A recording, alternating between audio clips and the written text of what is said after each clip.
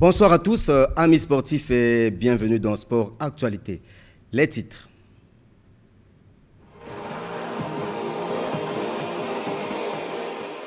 Deuxième journée des éliminatoires de la CAN Maroc 2025. Le Congo a affronté l'Ouganda cet après-midi au Mandela National Stadium de Kampala. Le résultat dans cette édition.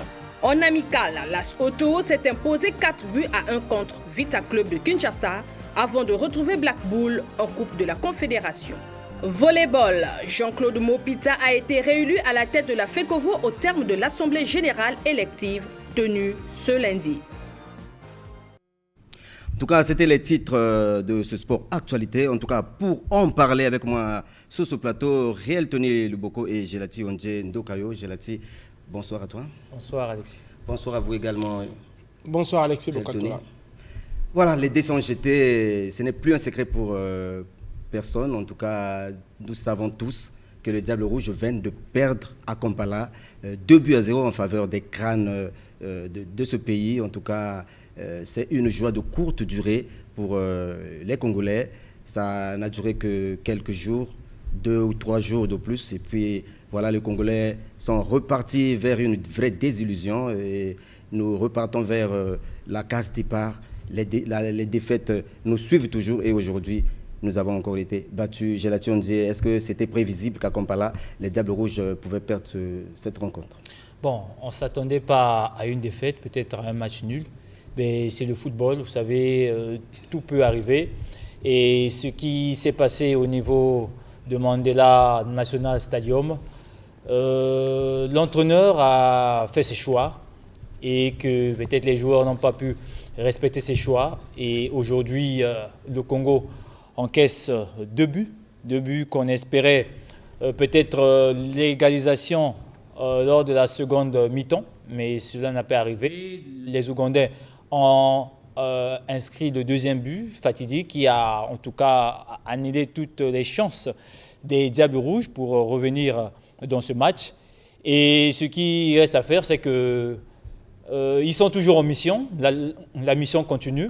Nous avons perdu une bataille, mais pas la guerre. On n'a pas perdu la guerre, la compétition n'est qu'à la deuxième journée. Est-ce que vous partagez le même avis? Il y a toujours de l'espoir pour le Congo avec les 4 journées qui restent? Oui, après 2 journées, on ne peut pas déjà enterrer une équipe, peu importe le score, peu importe le match. Certes, la défaite fait mal parce qu'aucune équipe ne joue pour perdre, ça on le sait tous, mais on ne peut pas enterrer les Diables Rouges après seulement 2 journées. Il faut se satisfaire de la victoire et de la défaite, 3 points pris en 2 journées. Il faut s'en contenter. Après, si on rentre dans les détails de cette défaite, peut-être qu'on y reviendra. Mais pour répondre à votre question, on ne peut pas enterrer une équipe après une défaite juste après 2 journées.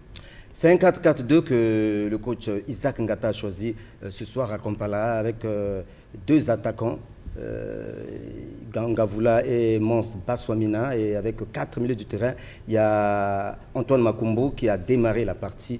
On n'attendait pas Antoine démarrer ici, il était sur le banc de touche, mais aujourd'hui les choix de l'entraîneur ont fait que c'est lui qui puisse démarrer 4 milieux du terrain. C'était compacter le milieu du terrain pour empêcher les crânes d'avoir autant de marge de manœuvre. Est-ce que pour vous c'était le système de jeu qu'il fallait pour cette rencontre? Mais en face, Paul Put avait un système de 4-3-3. Il fallait bien avoir un milieu dense pour essayer de contenir les crânes de l'Ouganda. C'est ce que le sélectionneur Isaac Ngata a fait. Mais malheureusement, ça n'a pas marché. Vous savez, vous pouvez avoir un système de jeu, mais quand vous le mettez à l'application, ce n'est pas à 90% que ça marche. Et aujourd'hui, ça n'a pas marché avec Masanga Ndebi, Ndokit et Makumbu. Makumbu a été pratiquement comme un 10 pour épauler les attaquants. Mais pour moi, ce n'est pas le rôle fondamental de Makumbu. Et j'aurais voulu voir beaucoup plus Ndoki comme 10, épauler les attaquants. Mais c'est le choix du sélectionneur Ngata. Et bien, je pense qu'il doit tirer les leçons pour ce match et qu'il doit aussi revoir sa copie parce que ce classement n'a pas marché. Il faille bien revoir qui mettre dans ce genre de système parce que tous les joueurs ne peuvent pas être dans les bonnes conditions quand vous leur changez de rôle. Et donc, ce qui est arrivé aujourd'hui, on peut dire que ça a été une erreur du sélectionneur qui a mal positionné les joueurs aujourd'hui. Mais pour l'avenir, je pense qu'il doit rectifier rapidement parce que les échéances seront vont plutôt vite se présenter à nous parce que c'est déjà octobre. Donc il doit rectifier rapidement, essayer de mettre ceux qui ont la possibilité, comme Ndoki Merveille, comme 10, qui peut amener de l'eau au moulin de l'attaque congolaise. Voilà, Riel Tony, parlons un peu des chances des 4 équipes dans ce groupe. C'est déjà les crânes qui annoncent les couleurs, qui se retrouvent déjà avec 4 points en 2 rencontres. C'est l'équipe qui est déjà bien partie pour mener les débats dans ce groupe en attendant le match entre l'Afrique du Sud et le Soudan du Sud. C'est l'Ouganda qui est déjà parti. Les Diables Rouges vont sans nul doute se retrouver en 3e position en cas de victoire de l'équipe des Bafana face au Soudan du Sud. Non, mais rien n'est joué. Peu importe ce qui va se passer de l'autre côté, rien n'est joué. Il y aura juste un point d'écart entre les 3 équipes. C'est seulement si l'Afrique du Sud parvient à s'imposer. Mais s'il y a un match nul là-bas, le Congo sera toujours 2e avec 3 points. Moi, je pense que le problème, il n'est pas là. Je l'ai dit au départ. La défaite, en soi, n'est pas une fatalité. Certes, qu'on ne préfère pas perdre, mais perdre après 2 journées n'est pas fatal du tout parce qu'on a gagné la première journée. On savait que le déplacement à Kampala serait difficile parce qu'on a vu cette équipe mettre en difficulté l'Afrique du Sud, tenir en échec l'Afrique du Sud qui a été demi-finaliste à la CAN avec des joueurs très talentueux, des internationaux avec qui le talent n'est plus à démontrer. Donc cette équipe de l'Ouganda faisait peur et face au Congo, ils ont montré justement ce qu'ils ont pu faire contre l'Afrique du Sud. La seule chose sur le Congo n'a pas pu être résilient.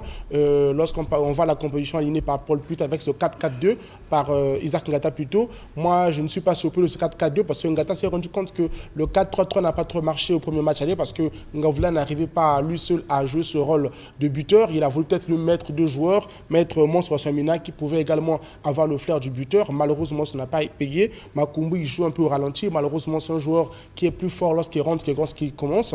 Et on l'a vu, les joueurs comme Masanga Dembi et Ndoki ont été peut-être à leur niveau. Moi, je ne condamne pas vraiment l'équipe parce que pour moi, les 2 secteurs qui n'ont pas marché contre le Soudan, c'est les mêmes secteurs qui n'ont pas marché contre l'Ouganda, notamment le poste de gardien de but et les attaquants. C'est la même chose. Donc, aujourd'hui, s'il faut blâmer peut-être Pavel qui n'a pas été peut-être aussi efficace dans les buts et nos attaquants qui ont encore brillé par la maladresse qu'on a vu ici au match aller. Pour moi, l'équipe dans l'ensemble, la prestation n'est pas négligeable. Après, il faut se rendre compte que le premier but, on le prend comme une équipe normale qui prend un but, sauf que le deuxième but, on se rend compte qu'Isaac Ngata cherchait tellement le match nul qu'il a sorti quelques défenseurs pour mettre les attaquants, pour essayer de jouer avec plus d'attaquants, pour avoir plus de ballons et c'est ce but du nul, sauf que c'était donc une décision risquée. Malheureusement, ça a été en défaveur du Congo parce qu'on prend ce but carrément parce que l'équipe était plus ruée vers l'attaque. Voilà pourquoi nous perdons. Mais pour dire que dans le groupe, il faut déjà commencer à faire des calculs, c'est trop tôt. Le Congo, peu importe qu'on soit 2e ou 3e, peut-être qu'à partir de la double confédération contre l'Afrique du Sud, à partir de là,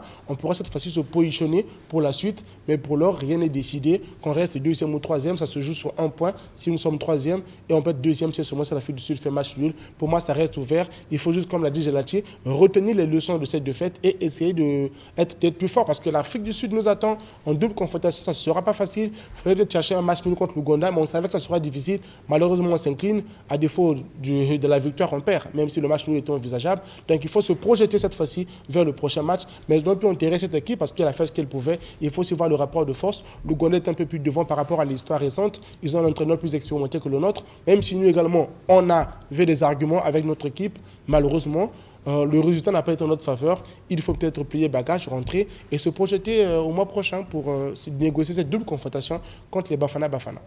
Gelatier, dit avant de boucler sur cette page des Diables Rouges, on va insister un peu sur le poste de gardien de but qui semble être ces derniers temps le maillon faible au niveau de l'équipe nationale du Congo. On a perdu cette race rare des bons gardiens de but comme Samba Brice, Tando Paul, Maxime Matima et le reste. En tout cas, on en avait, il y avait plein de gardiens au Congo, mais ça semble manquer ces dernières années. Le Congo n'a plus un gardien sur qui compter dans les buts. À l'image de Pavel Nzila, que les Congolais, beaucoup n'attendaient pas être titulaire au cours de ce match. Oui, exactement. C'est-à-dire que si nous faisons le sondage, à 85% des Congolais ne voulaient pas voir Pavel Nzila dans les buts pour cette rencontre contre l'Ouganda. Mais le sélectionneur a fait son choix. Il a choisi Pavel Nzila qu'il a remis dans les buts des Diables Rouges. Mais malheureusement, il encaisse 2 buts. Et il faut aussi voir aussi le contexte du match. Est-ce que réellement ce sont des bourdes de Papen Zila ou est-ce qu'il n'avait pas le choix lorsque les attaquants se sont présentés à lui? C'est ça aussi qu'il faut voir, le côté aussi un peu négligé par certains. Ils ne voient que les faiblesses du gardien, mais on peut avoir aussi un bon gardien, un très bon gardien. S'il n'y a pas une bonne défense. Hein, voilà, ça aussi. Ça pose problème.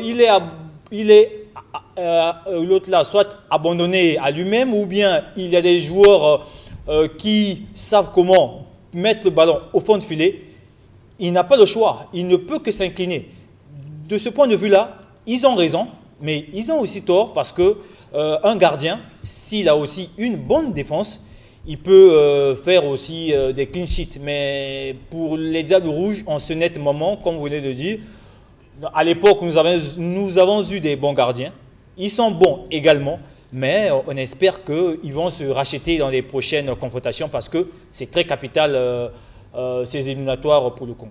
Voilà, on retiendra donc que les Diables Rouges ont perdu cet après-midi à Kampala face au Crâne de l'Ouganda, 2-0. C'était un match qui comptait pour la deuxième journée des éliminatoires de la CAN Maroc 2025. Nous allons poursuivre avec le football pour parler cette fois-ci de Lesotho, le seul représentant congolais actuel en course pour la Coupe de la CAF. Lesotho a effectué le déplacement du côté de Kinshasa en match amical pour préparer la rencontre face aux Mozambicains de Black Bull. Lesotho l'a emporté 4-1 face à Vita Club. Il faut le faire, c'est tout de même une surprise. Gelati Ondje Ndokayo, je crois que c'est un peu bien parti dans les préparatifs de Lesotho qui sera reçu le 13 prochain, le 13 septembre prochain. Ça sera de l'autre côté de Mozambique face aux Black Bulls de la localité. Nous étions exigeants avec le club de Lesotho. Il fallait avoir un véritable sparring partenaire pour évidemment aborder dans de très bonnes manières cette double confrontation du deuxième tour de la Coupe de la Confédération contre les Mozambicains de Black Bull. Et ces choses faites, c'est en tout cas avec de la manière que Lesotho est allé s'imposer au Stade des Martyrs face à Vita Club. Nous savons tous comment est-ce que le football de l'autre rive est un peu exigeant aussi parce que pour eux, quand ils jouent les clubs du Congo-Brazzaville, on sent cette rivalité et je pense que ça a gonflé le moral des joueurs de Lesotho, de Barthélémy Gationo, parce que aller mettre 4 buts au Vita Club, pour eux, pour les Congolais de la RDC, il n'y a pas de petit match, il n'y a pas de match amical pour eux. Pour eux, un match compte comme tout autre. Et donc, ce résultat est très positif. J'espère que Barthélémy Gationo, comme il avait dit la fois dernière, qu'il essaie d'améliorer depuis qu'il est là. Son attaque marque quand même 2 à 3 buts. Aujourd'hui, il nous a fait preuve qu'exactement qu'il a remanié cette équipe-là. Et aujourd'hui, Otto a la capacité d'en mettre 4. Et on l'a vu face à Vita Club de la RDC. Voilà, c'est le jeudi prochain que Lesotho va s'envoler pour Mozambique, hein, pour aller affronter l'équipe de Black Bulls. Lesotho a battu l'équipe de 15 agosto ici à Brazzaville à 2 reprises, 2-0 d'abord et puis 2-1. Est-ce que c'est pour autant dire que c'est une équipe qui inspire confiance cette fois-ci? Oui, bon, moi, la confiance, je ne la vois pas sur ce match amical-là, parce que généralement, lorsqu'on cherche un match amical, c'est Lesotho qui met tout en place, et là, Vita Club met les joueurs qu'il faut pour essayer de répondre à l'invitation, mais plutôt, je me base sur la double confrontation ici, contre cette équipe de 15 agosto, qui sont largement battus dans le jeu, également dans la finition. C'est ce qui, moi, me séduit. Après, dire que Lesotho va s'en sortir, après, je vois cette équipe du Mozambique qui a infligé 11-0 dans la double confrontation contre son adversaire. Certes, c'est une équipe du Comore, mais ça n'enlève pas à cette victoire, à cette cette équipe mozambicaine. Alors Lesotho va avec ses forces, certainement amputé un peu d'une préparation, on va le dire, hein, même si on parle de sparring partenaire de taille avec l'As Vita Club, cette équipe n'est plus celle qu'on a connue avant du côté de l'RDC, mais qu'à ça ne tienne, 4-1, c'est quand même une très bonne répétition générale avant de pouvoir s'envoler. Et puis ici, il faut savoir qu'il y a les atouts majeurs dans cette équipe, les recrutements ont été effectués, un nouveau coach est arrivé et on a vu des bonnes choses sur le terrain, même si on peut reprocher un peu certains déchets techniques. On a dit que dans le jeu, ça n'a pas été le cas, notamment l'entraîneur adverse a critiqué le jeu du Congo,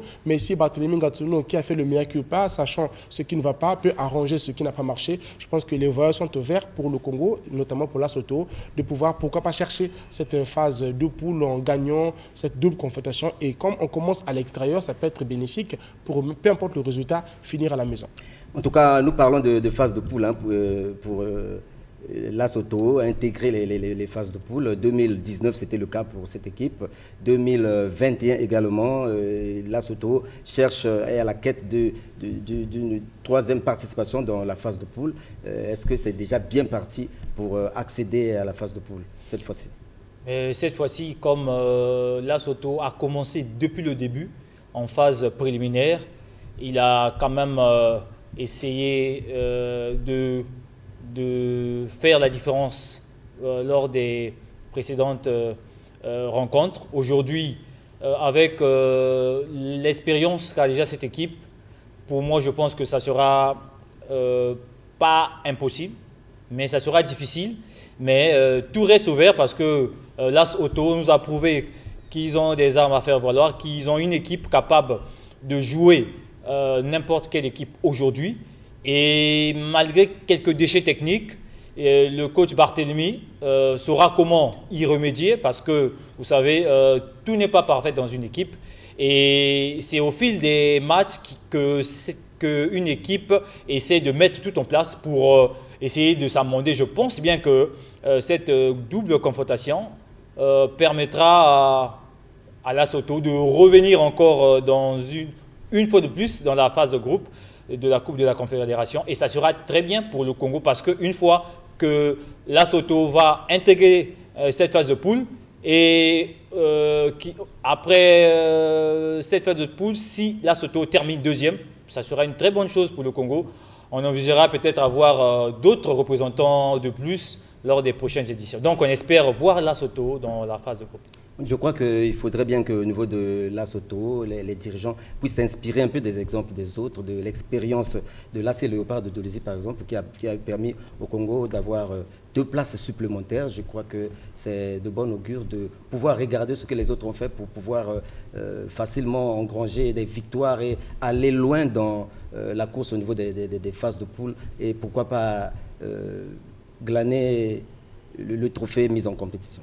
Oui, mais là, on parle d'une époque lointaine, 2012-2024, ça fait déjà 12 ans que l'AC Léopard a remporté ce trophée. Aujourd'hui, les temps ont changé. L'AC Léopard a même échoué en Champions League dans cette même phase préliminaire. Je pense que ce que vous dites est vrai, mais sauf que les dirigeants de Lesotho, ce n'est pas maintenant qu'ils vont faire ça. Il est déjà trop tard. Ce qui est là, il faut maintenant se contenter de ce qu'ils ont déjà fait. La préparation, pour moi, je ne veux pas me baser dessus, je l'ai dit, je le redis. Il faut peut-être voir ce qui s'est passé lors du match officiel qu'ils ont disputé et peut-être peaufiner encore leurs armes de les jours qui leur restent pour être prêts pour cette double confrontation. Ça ne sera pas facile face à cette équipe, mais ce qui est sûr, cette équipe, ce week-end aussi va se mesurer à un adversaire de taille parce que l'adversaire qu'il a affronté 11-0 de les 2 confrontations n'était pas quand même au niveau. On parle d'une équipe du Comore quand même par rapport à un championnat congolais qui est quand même relevé, qui a même un champion africain par rapport à une équipe comorienne qui n'a peut-être pas de repères au niveau continental. Ça montre que là, Lesotho fait quand même peur. Avec des recrutements qui ont été effectués, on a vu 2 joueurs de Lesotho jouer avec l'équipe nationale. Ça montre que cette équipe a des talents et on espère que ces talents vont se mettre à l'œuvre pour ce match d'abord à l'extérieur et celui à domicile. Gelati, on parlait des préparatifs. Est-ce que pour vous, c'est le seul motif qui fait qu'aujourd'hui, les clubs congolais ne puissent pas aller loin dans la course au cours d'une campagne africaine? Parce que l'année dernière, la toute dernière fois que Otto s'était présenté en compétition africaine, et Otto avait échoué net au premier tour. Est-ce que c'est un problème de préparation? Parce que cette fois-ci, je crois qu'on commence à mettre beaucoup de sérieux du côté d'Otto avec les déplacements de l'autre côté de la rive, donc en RDC. Non, mais vous savez que la réussite se prépare. Et quand vous avez mis des moyens et que vous faites des bonnes préparations, moi je pense qu'il n'y a pas de magie. Parce que d'autres équipes, c'est la préparation qu'ils font et après les résultats suivent. Donc avec les leçons à tirer des échecs passés, aujourd'hui l'AS Oto fait preuve de grandeur parce qu'il faut bien préparer. On prépare une compétition en jouant des matchs amicaux et avec des équipes un peu huppées. Et on a vu récemment avec Vita Club, on sait que la rivalité existe avant tout parce que le Congo et la RDC, quand il y a même un match amical, il y a toujours cette tension-là. Et on a même suivi dans les réseaux sociaux comment est-ce que les supporters de Vita Club demandent la démission de leur coach parce que pour eux, c'est impensable que l'AS Oto vienne battre Vita Club au Stade des Martyrs 4-1. Et donc pour eux, c'était un match amical, mais pour eux, il n'y a pas de match amical. Donc ils ont demandé la tête de l'entraîneur et c'est pour dire que ça a félicité cette préparation de l'AS Oto qui est allé se confronter à son voisin immédiat qui est V-Club. Pour moi, cette année, ils ont compris et ça sera de bon augure pour la suite des clubs congolais s'ils veulent bien aller loin dans la compétition africaine.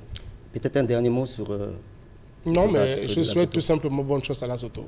Voilà, nous allons poursuivre avec le football, amis sportifs. On va parler cette fois-ci du bureau exécutif de la Fédération congolaise de football qui s'est réuni jeudi dernier au siège de cette instance fêtière du football congolais. Un seul point était à l'ordre du jour. Voici le communiqué rendu à la fin de cette réunion. Communiqué de presse de la session du comité exécutif du jeudi 5 septembre 2024. Le comité exécutif de la Fédération congolaise de football, ainsi que FECOFOOT, se réunit ce jeudi 5 septembre 2024 à son siège sous l'autorité de son président, M. Jean-Guy Blaise Mayoulas, suite à la décision numéro 015-FCF-PR-24 du 3 septembre 2024. À l'ordre du jour est inscrit un seul point, à savoir l'examen de la demande de convocation d'une assemblée générale extraordinaire par des pétitionnaires se réclamant d'un collectif des membres de l'Assemblée générale de la Fédération congolaise de football. À la suite de la réception de cette pétition, il s'y est de noter que la Fédération congolaise de football a reçu 13 courriers de contestation et de dénonciation émanant des personnes dont les noms se retrouvent parmi les signataires. Après plusieurs échanges, le comité exécutif a décidé de saisir un huissier de justice aux fins de dresser un procès verbal de constat sur les différents documents reçus. Le comité exécutif, par ailleurs, a également décidé de la saisine de la commission d'éthique aux fins d'entendre les différents signataires de la dite pétition et autres. Un courrier accompagné des différents documents relatifs à cette affaire sera adressé à la FIFA. Fait à Brazzaville le 5 septembre 2024, le comité exécutif.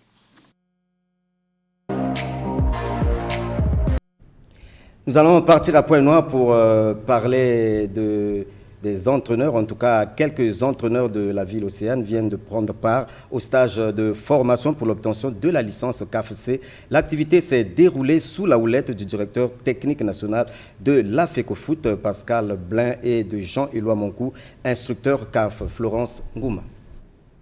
C'est un avenir radieux et lumineux qui se profile à l'horizon pour ces 30 entraîneurs de football de la ville de Pointe-Noire qui prennent part à ce stage de formation pour l'obtention de la licence CAF autour des modules axés sur les bases pédagogiques, la philosophie du football, la gestion, la direction et la communication. Tout au long de la formation, ils vont recevoir un énorme savoir, un énorme aussi échange avec les instructeurs et avec les candidats. Un réseau aussi avec ces 30 candidats qui vont pouvoir partager aussi des expériences. Entre chaque séance de formation, il y a 3 séances d'une semaine de formation. Ils vont à chaque fois expérimenter dans leur club. Le contenu, c'est sur 3 semaines avec des stages pratiques en club. Et l'idée, c'est de mettre une philosophie de fonctionnement et de formation identique dans chaque département du pays. L'instructeur CAF, Jean-Éloi Monkou, dispense les bases de comment on construit une séance d'entraînement, comment on construit un cycle d'entraînement sur une saison, sur une année, en fonction de la catégorie des joueurs, en fonction du genre des joueurs. On fonctionne un peu différemment avec les jeunes femmes, avec les dames qu'avec les adultes. et les garçons, et complètement différemment aussi avec les jeunes. Le manque de formation ne permet pas à ces techniciens éducateurs d'améliorer leurs compétences pour une belle reconversion. L'absence de formation de haut niveau et de recyclage avec des séminaires de haut niveau avec les coachs, ça se ressent sur le jeu forcément. Et lorsque l'on se retrouve après sur les compétitions continentales, eh bien là on est un petit peu en difficulté. On n'a pas suffisamment de terrain de qualité. Si on veut regrouper nos meilleurs joueurs et les faire progresser sur de la qualité, eh bien il nous faut des espaces meilleurs qu'actuellement. Les notions enseignées à ce rendez-vous du donner et du recevoir diffèrent de celles dispensées lors des formations fédérales. L'envie d'apprendre est donc énorme afin de combler le déficit du Congo en matière de diplôme de haut niveau. Cette formation, c'est une aubaine parce que c'est pour la première fois qu'on puisse faire une licence CAF ici à Pointe-Noire et on est vraiment très content d'être les premiers à participer au niveau de la ville de Pointe-Noire.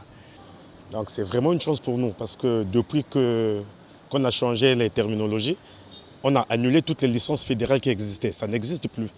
Tous ici, on avait des licences fédérales qui n'existent plus. Et même quand on sortait du pays, on ne servait à rien.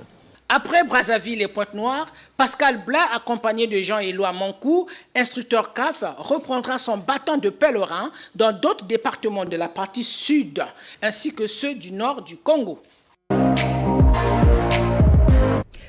Un mot de volet dans cette édition de Sport Actualité avec Jean-Claude Mopita qui a été réélu à la tête de la Fédération congolaise de volleyball à l'issue de l'Assemblée générale élective pour l'Olympiade 2025-2028. Ces assises ont eu lieu ce matin au salon VIP du stade Alphonse Massamba Deba.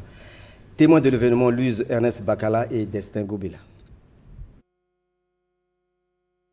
Votés à 100%, les volleyeurs ont refait leur confiance à Jean-Claude Mopita pour présider une fois de plus aux destinées de la Fédération congolaise de volleyball. Le président réélu sur la nouvelle Olympiade.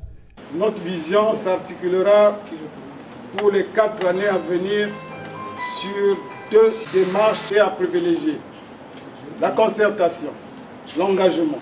La concertation avec les partenaires impliqués dans cette œuvre pour élucider ensemble les goulots d'étranglement de notre cher volleyball, mais aussi de privilégier de façon responsable l'émergence des solutions durables. L'engagement de chacun, là où il se trouve, pour être prêt à répondre par son engagement volontaire à œuvrer pour le succès de nos objectifs communs. Bien avant, les participants ont tenu la dernière assemblée générale ordinaire de l'Olympiade 2021-2024 pour examiner et adopter les rapports d'activité et financiers de la dite fédération. Ayant constaté avec satisfaction le bon déroulement des travaux de l'Assemblée générale ordinaire de la Fédération congolaise de volleyball, vous venez de marquer avec caution et en toute responsabilité l'acceptation du bilan et perspectives présentés par le bureau exécutif.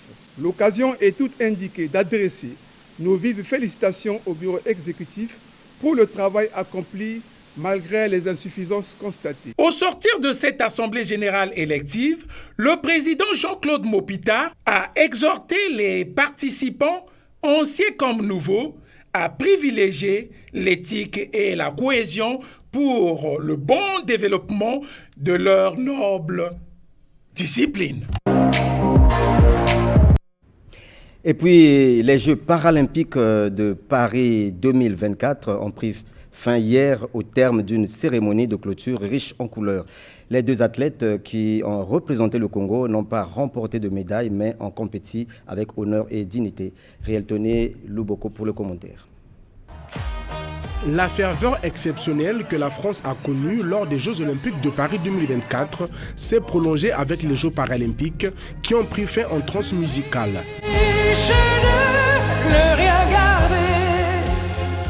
La République du Congo y a participé avec 2 athlètes qui n'ont remporté aucune médaille.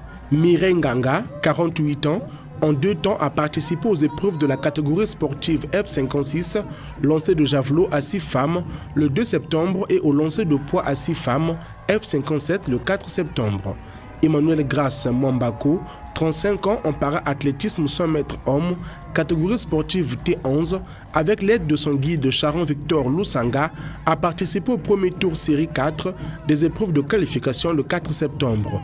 Pour ces deux athlètes, c'était une belle participation enrichissante qui suscite une prise en compte pour un meilleur encadrement et une préparation appropriée en vue d'envisager d'en faire des futurs médaillés aux Jeux paralympiques de Los Angeles dans 4 ans. Sur les 42 pays africains engagés aux Jeux paralympiques, 10 ont remporté les médailles et les nations d'Afrique du Nord sont les mieux classées.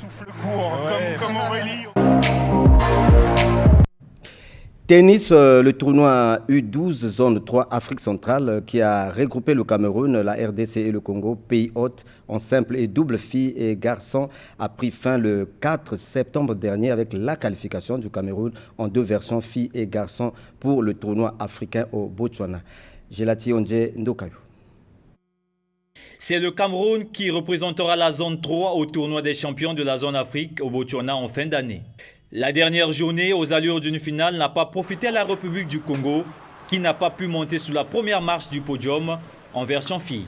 Les jeunes Camerounaises Belibi, Tezia et Katos Jehova étaient plus fortes du haut de leurs 5 années de pratique de tennis face à Okemba Ingoba et Dungu Anne Victoire. Score final 6-0, 6-0 et 6-0, 6-2. En double, le Cameroun s'est imposé 6-1, 6-0. Dès demain, on ne pas aux entraînements parce qu'on sait que ça sera plus dur devant. Donc dès demain, on se met au travail pour préparer cette compétition. C'est les enfants qui ont commencé, dès qu'ils ont commencé même à marcher, à peine ils marchaient déjà, ils ont commencé les entraînements. Au niveau des garçons, le Cameroun valide également son ticket en battant le Congo en simple 6-0, 6-1 et 6-0, 6-0 et en double 6-1, 6-1. Pas de regret du côté de la République du Congo. Elles se sont très bien débrouillées. Elles ont à peine 6 mois de tennis. Donc une première expérience pour elles. Et elles ont livré des matchs corrects. Et je pense qu'elles ont une bonne marge de progression. Donc d'ici 1 an, 2 ans, je pense que ça va donner quelque chose de mieux. Quant à la RDC, les enfants ont acquis une nouvelle expérience de la balle verte. Je vis ça, comme je venais de dire, ça n'a pas été facile. Les filles ont pris la 3e place et les garçons ont pris la 2e place. Alors les garçons ont essayé un peu de gagner la 1re place, ça n'a pas tenu contre le Cameroun. Je sais qu'à la prochaine occasion, on va essayer un peu d'améliorer ce qui ça n'a pas marché. Dès qu'on rentre à Kinshasa, on doit faire notre rapport au président si il y aura encore une autre compétition de la 4, on ne doit pas hésiter pour participer. Ça s'est bien passé. Coup de chapeau au président Germain Ikonga. En tout cas, vraiment, nous le félicitons et merci beaucoup pour lui. Pour le directeur du Tour, c'est une immense fierté pour le Congo. Félicitations à tous ceux qui ont fait le déplacement, à la délégation de la RDC, la délégation du Cameroun.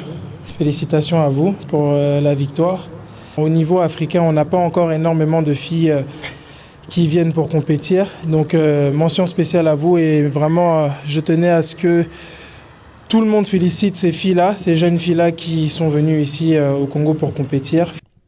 Au classement général filles, le Cameroun a terminé à la 1re place suivi du Congo et de la RDC, tandis qu'en garçon, le Cameroun garde la tête, la RDC passe à la 2e place et le Congo complète le podium. La suite de cette édition de Sport Actualité avec 40 karatékas de la Ligue de Brazzaville qui ont participé à un stage de remise à niveau supervisé par Pierre Brunet, expert de la Fédération congolaise de karaté et arts martiaux affinitaires. Ce stage s'est déroulé du 7 au 8 septembre dernier au gymnase Nicole Oba, Delphin Roudney Longoli. 2 jours durant, les karatékas de la Ligue de Brazzaville ont pris part à ce séminaire de renforcement des capacités initié par la direction technique de la Fédération congolaise de karaté et arts martiaux affinitaires, sous la supervision de Pierre Brunet, expert de la FECOCA AMA. J'essaie d'apporter ma pierre à l'édifice un tout petit peu, tout ça pour continuer à renforcer un tout petit peu le niveau de connaissance, que ce soit au niveau du karaté traditionnel qu'au niveau du karaté sportif. Comme je l'ai toujours dit, les objectifs des 2 orientations ne sont pas tout à fait les mêmes. L'orientation du karaté sportif, c'est la médaille, hein, c'est la gloire du pays, etc., etc.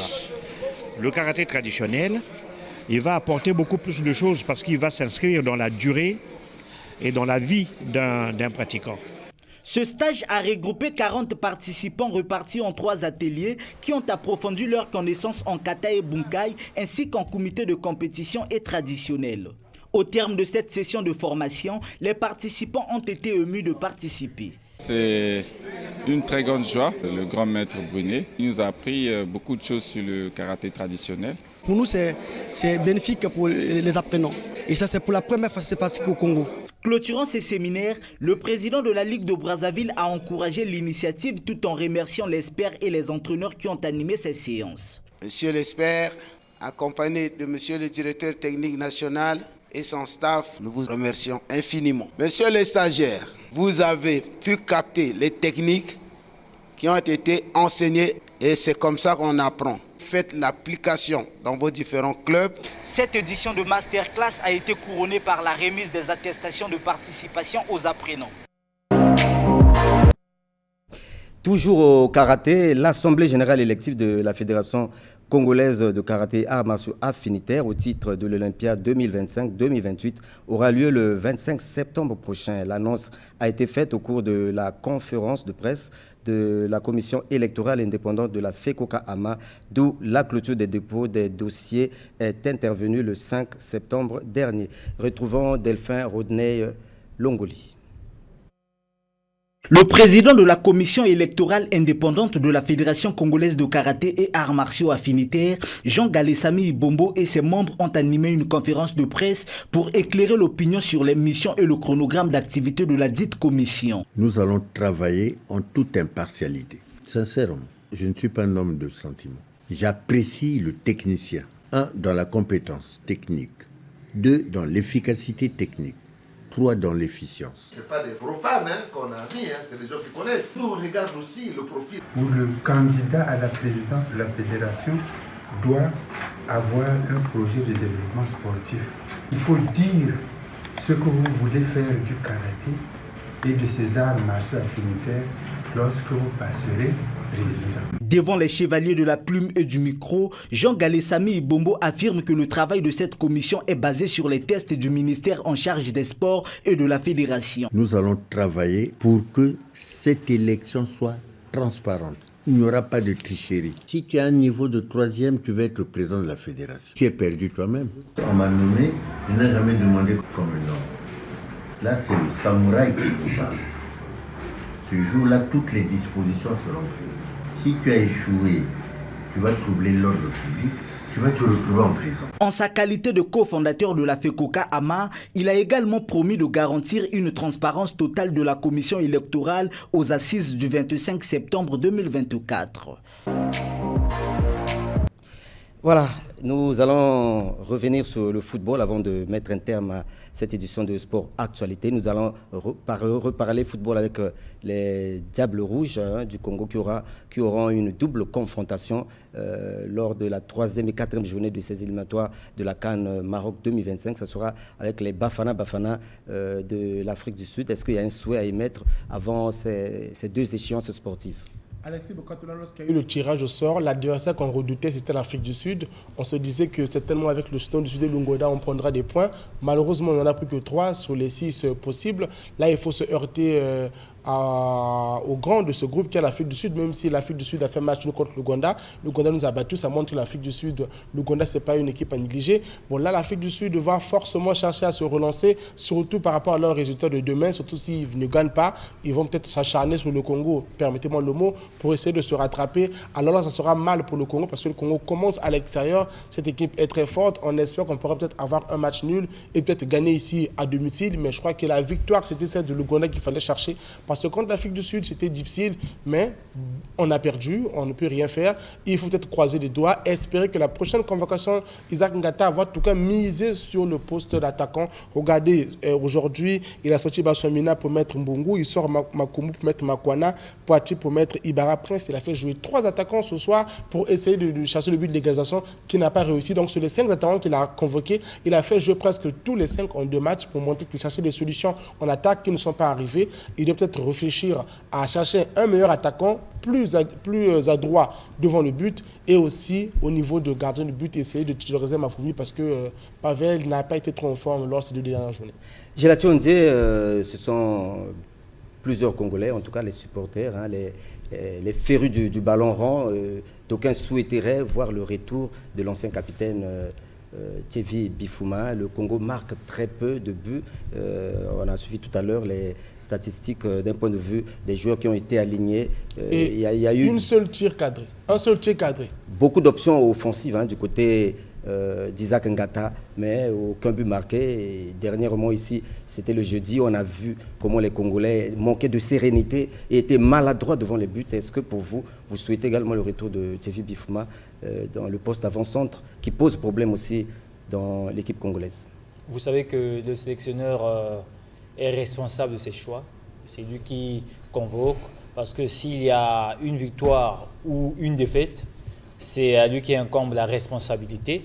Donc, s'il a jugé bon ne pas convoquer l'ancien capitaine Thierry Bifuma, c'est lui qui a peut-être la connaissance infuse sur peut-être le niveau actuel. Pour lui, il pense que Thierry ne fait pas l'unanimité au sein du groupe aujourd'hui et que le temps est donné maintenant aux nouveaux joueurs d'essayer de prendre aussi la relève, parce que Bifuma a fait son temps pour lui et il doit faire confiance aux autres qui sont là.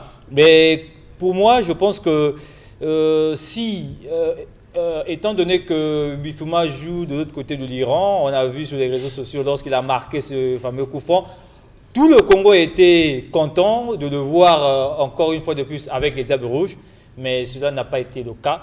Mais on souhaite que si le sélectionneur décide de le convoquer, ça serait une très bonne chose. Sinon, il y a Christophe, il y a Ibaï, il y a Charpentier, il y a encore des Congolais qui peuvent répondre positivement aux attentes de l'équipe nationale pour essayer de combler et de donner satisfaction à l'attaque congolaise. Voilà, en tout cas, merci à Delphin Rodney Longoli, merci à toute l'équipe technique qui nous a conduit à bon port jusqu'à la fin de cette édition de Sport Actualité. Merci à vous tous qui étaient présents devant vos petits écrans pour suivre ce Sport Actualité. En tout cas, nous sommes partis. Au revoir à tous.